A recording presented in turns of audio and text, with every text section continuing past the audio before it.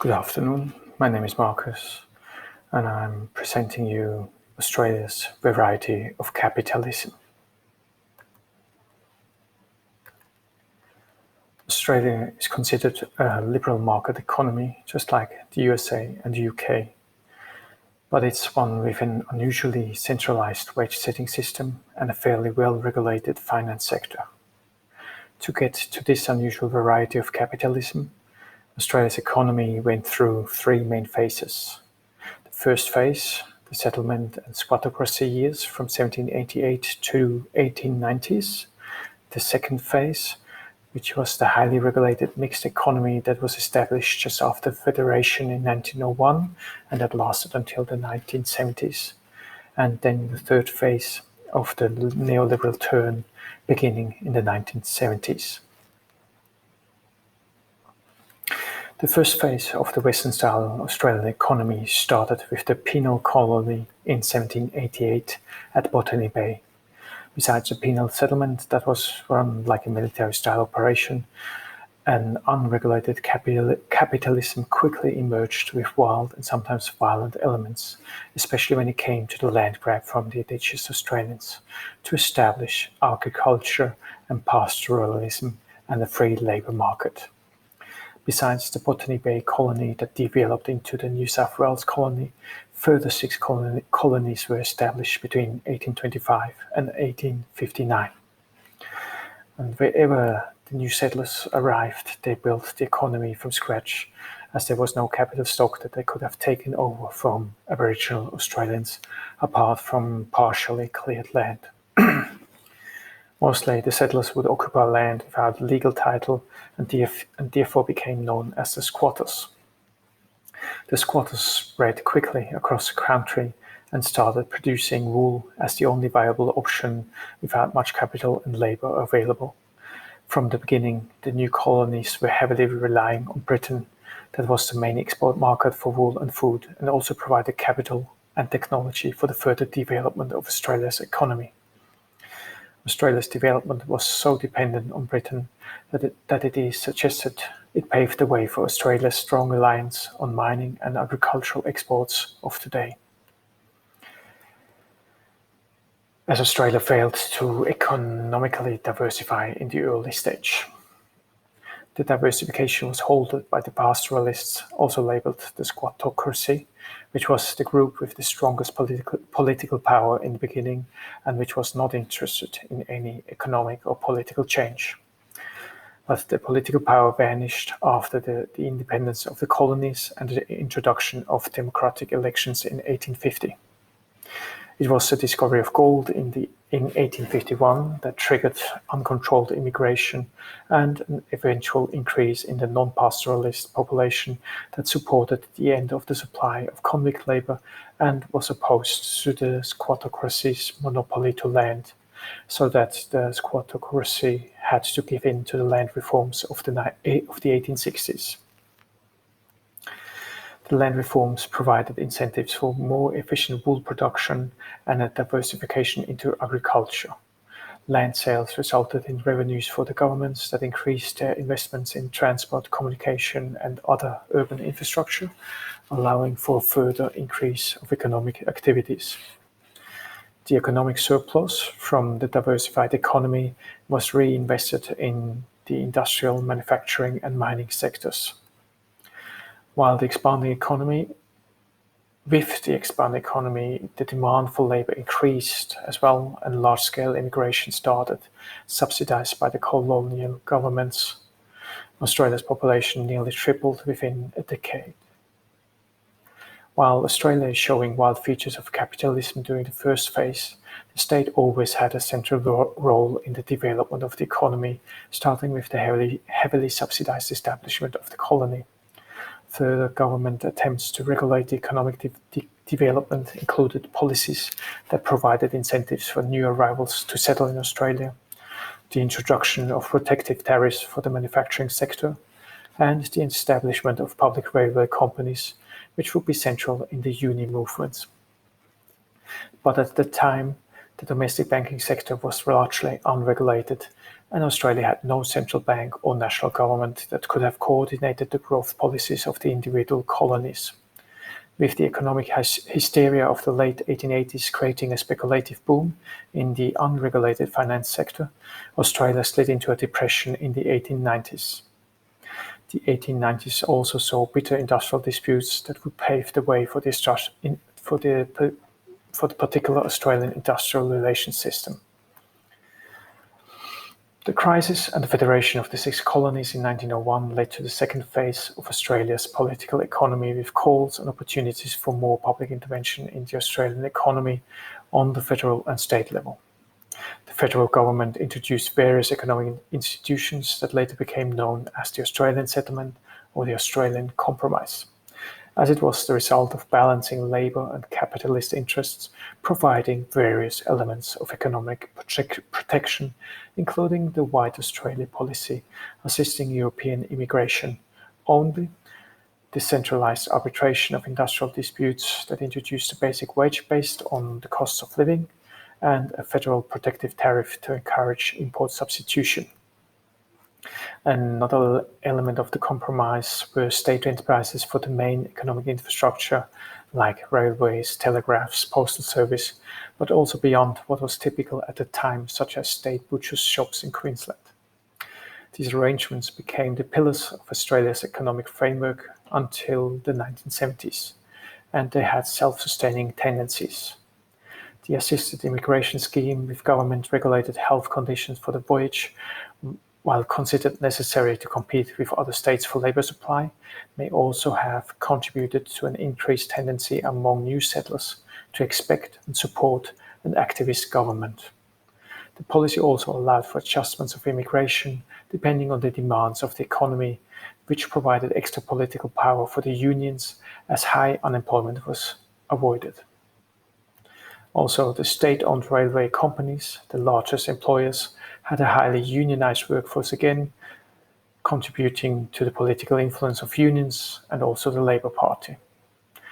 In addition, it is argued that the experience with state railways contributed to the view that public monopolies were desirable. This may explain the dominance by government monopolies until the 1970s, and also the tolerance of private oligopolies and regional monopolies that relied significantly on inter-firm cooperation and government support throughout most of the 20th century.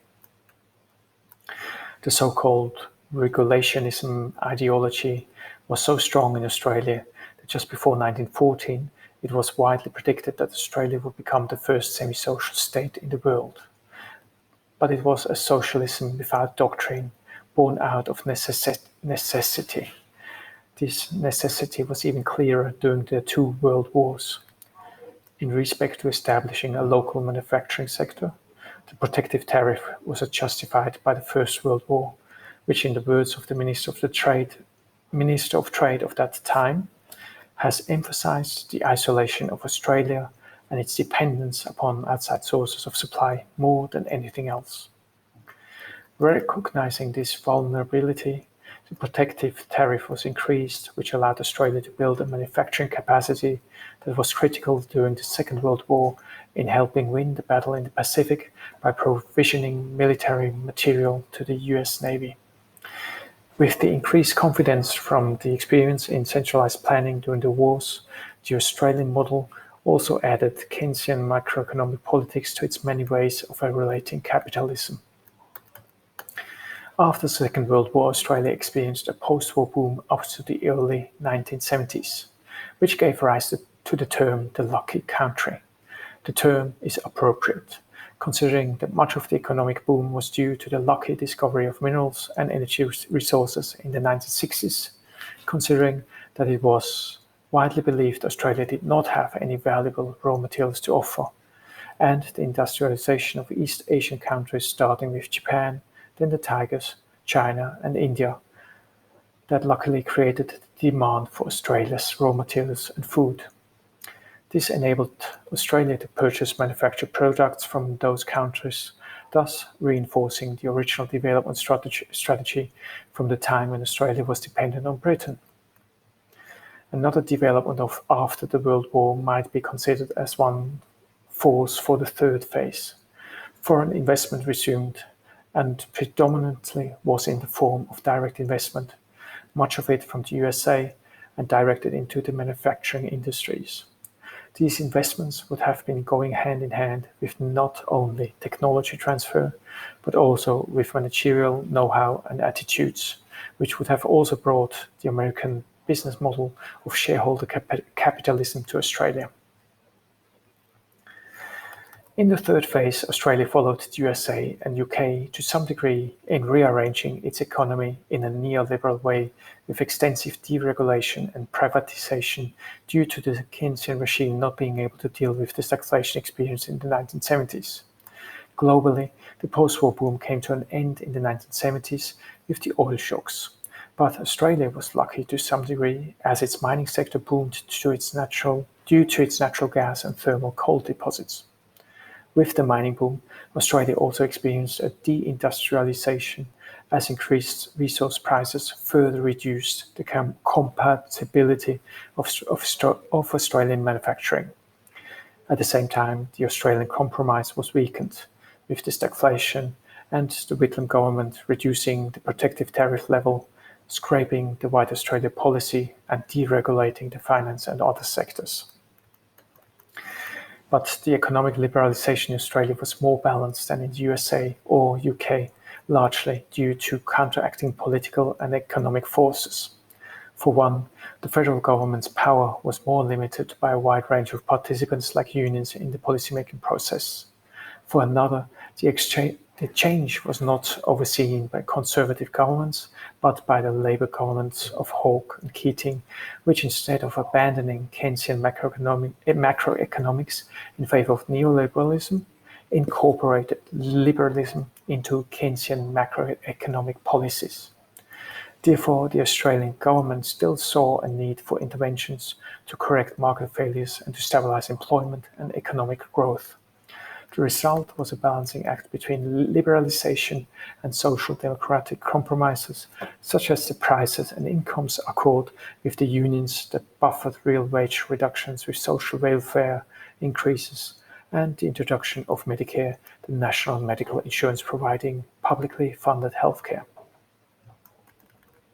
Another factor was the corporate structure in Australia that differed from the one in the USA and UK in terms of ownership concentration. Australia saw some reduction in government assistance for businesses and deregulation of the finance sector, as well as a greater importance of salaried executives, often American-style trained, creating a move towards the American model of shareholder capitalism, with businesses focusing more on maximizing short-term returns. Yet in 1999, Australian businesses still exhibited a high degree of stockholder control, with nearly half of the companies listed on the stock market having had one shareholder that held 10% or more of the shares. The consequence of this was fewer hostile takeovers than in the USA and UK, and less economic and political power for the financial sector. Therefore, the finance sector in Australia is still more regulated than in the USA or UK. Another Australian particularity is the labour market. There is still strong support for a regulated labour market and an aversion to reducing minimum wages and penalty rates. This may have been the reason why the Labour Party won the 2007 federal election, because the coalition government intended to deregulate the labour market. Therefore, Australia is still unique in that no significant country has wages determined by tribunals to the extent that Australia does, and no significant country has such extensively legislated national workplace standards like Australia. So overall, the political economy of Australia has changed enormously in the last phase, from a highly regulated and protected mixed economy with a high degree of state ownership to an economy opened up to private and global competition, with privatizations of state enterprises and the removal of most protections for manufacturing and agriculture, such that Australia truly can be considered to another variety of a liberal market economy.